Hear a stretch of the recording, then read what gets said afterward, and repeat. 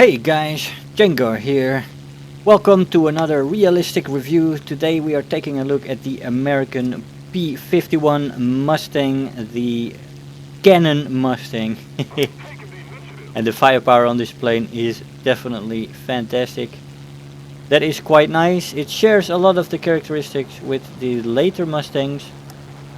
But of course the engine in this one is a lot less powerful. Here we are approached by a 190 and we're gonna turn with it a little bit to the left with a little climb in it, so a little bit of a semi climbing spiral. But it is just very short before we can turn in again to these other targets. Talking about turn time, of course this plane has a very bad turn rate and it loses speed a lot when you turn, so you don't want to turn in this plane. It is an energy fighter slash boom and zoomer, which is excellently suited for that job. Maneuvering in it though is a little bit more difficult. The plane has good performance though when it is at high speed. It has decent roll rate when you have high speed, and it can actually turn a little better then as well. And the lower you go, just like with all the Mustangs, the more trouble you have with turning. And of course the trouble also is with the high speed maneuvering. When you maneuver at high speed, you become slow, and that becomes dangerous already very quickly, because your turn time and your maneuverability starts to suffer very quickly. So actually you don't want to turn much at all. You want to actually try to prevent that and try to keep it in a pure boom and zoom roll. Now that is not exactly what I am doing here. This might actually be the wrong example of how to use this plane. But I wanted to show you this match because it was an interesting match, and it also shows a lot of the stuff that this plane also has, which is, for example, a rugged frame. It can take a little bit of damage before it falls apart, which is quite nice. It can also be a little bit of a brawler when you have other planes around who take the focus off you and you're flying in the middle of it. So you're not exactly bound to being an energy fighter or a boom and zoomer, but you can also try to make... How I missed that, I don't know. I should have gotten him right there. And this was actually my first match with this plane after flying out the Focke-Wulf 190. And I noticed a difference with the guns. I was looking for I already wasted a lot of my ammo with those few encounters I had. And you don't have too much ammo in this plane. You only have 500 rounds for 4 guns, which means you have 125 rounds per gun. And you run out pretty quickly. But the Hispano 2s that this plane carries have a different velocity than the German guns that we were firing the days before. So yeah, then you have to lead a little bit less, and you have to find that lead and get yourself adjusted to it again. But anyway, we went back to the airfield there to reload and repair, and we went back into the fray. Now, next to the powerful armament, this plane also has great dive speed and fantastic acceleration in a dive. It has good energy retention and good performance at high speed. Like I said, we are actually picked up by these 2 AI planes. We are hunted now, that is fantastic, and this match has turned into a 1 versus 3, and that is not counting those AI planes, so that's well, I guess a 1 versus 4 if I count half of a point for both of those AI planes. They don't do much, but if they're on your tail, they have you in their visor, they will shoot at you, and those those rounds are lethal. Now, like I said, the good performance at high speed, decent roll rate, no turn time, don't turn in it, and the climb rate also is not too great. I would advise you to take not too much fuel, so that you can have the best shot at getting some altitude. Side climbing in this thing is definitely recommended. As a boom and zoomer, you want to get the high altitude, but you have to keep in mind that above 5,000 meters the engine power in this plane starts to suffer, and about 6,000 meters it starts to drop off more sharply. So it has poor performance on the higher altitudes. Now, as I was flying this with the 2 AI planes coming in, this Heinkel 219 And this pilot actually gave me a big surprise. I thought I would outmaneuver him in no time, shoot him out of the sky, and I after that should be able to focus on the, I think it was 2 109s that were left, that are on the runway there reloading. One of them is already getting up again right now.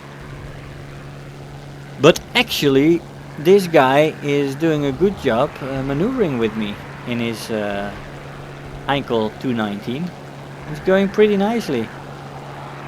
And as I have not flown this plane a lot yet, I was a little bit reluctant to use a lot of flaps here, as I was still unsure how much flap use is available in this thing. Here we had to avoid one of those AI planes who was actually shooting at me.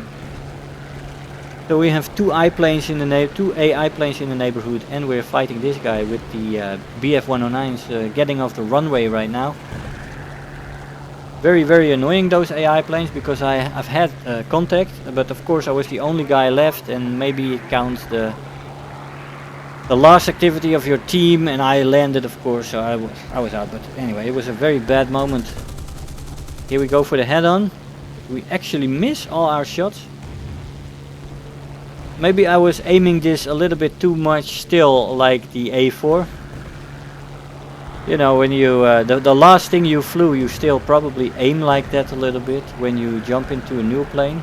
That's why you always should take a match or two to get used to the leading with if you jump into a different nation with different caliber or different kind of cannons, for example, because we were firing 20 millimeters in the last video, and these are also 20 millimeters, but they still require a different lead. So I avoided that 109. We have the 219 on our tail, but we also have this goddamn AI plane coming after us, and he is closing in. And I'm not exactly sure when these things fire, but if they come very close, he will fire on me. So I have to make an evasive maneuver and let him overshoot.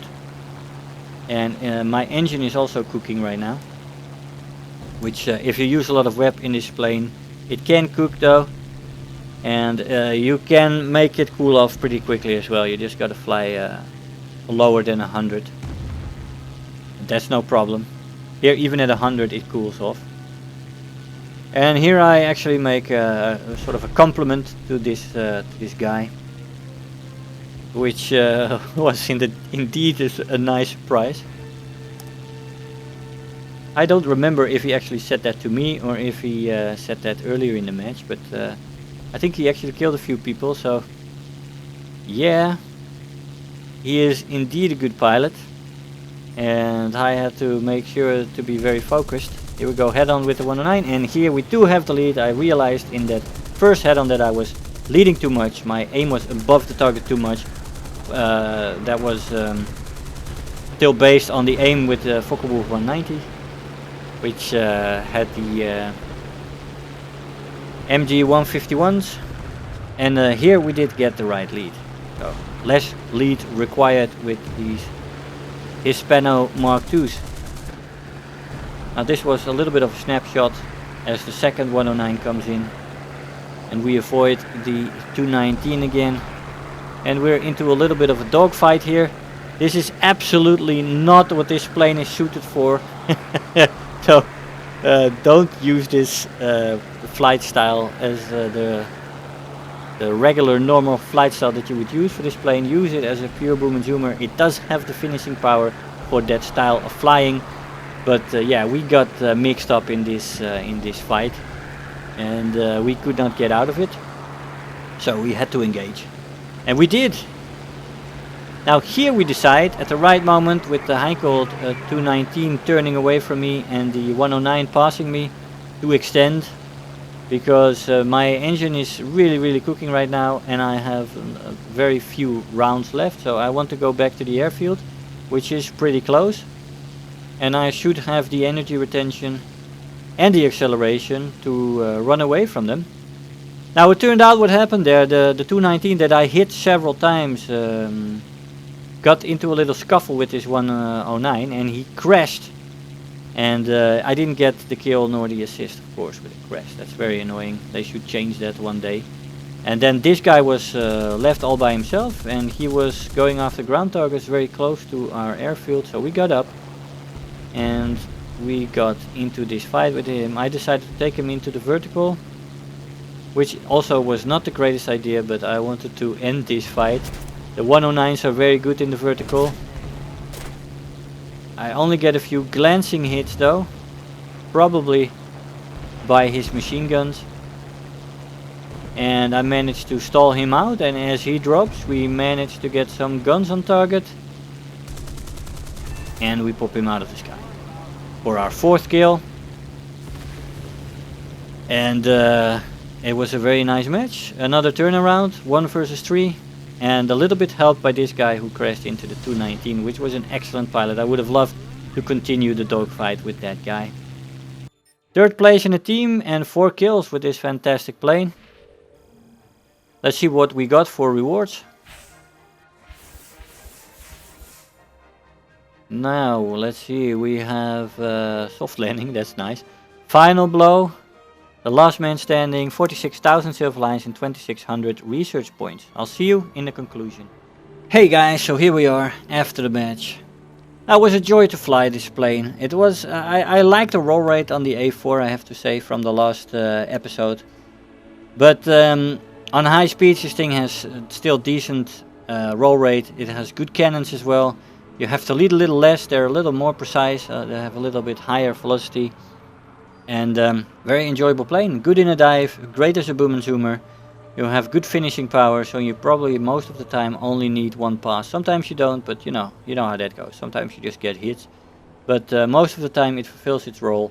Very nice. Usually you don't want to turn and dogfight in this thing. I did do that in this match and I got away with it. It went pretty nicely. But yeah, be careful doing that with this thing and choose your targets if you do that.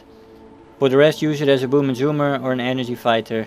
And if you do want to turn fight, use it as a brawler in a little bit of a furball where targets are focused on your allies. And make sure you go away again before you lose too much speed. That's how I would fly it in a perfect situation.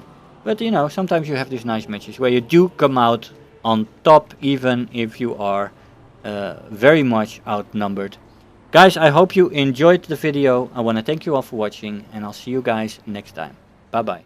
If you're new here, make sure to hit the subscribe button, become part of this community. If you are already a subscriber, don't forget to like the video, do leave me a comment, and if you really feel like helping out today, make sure to share the video with your friends and let them know about the channel.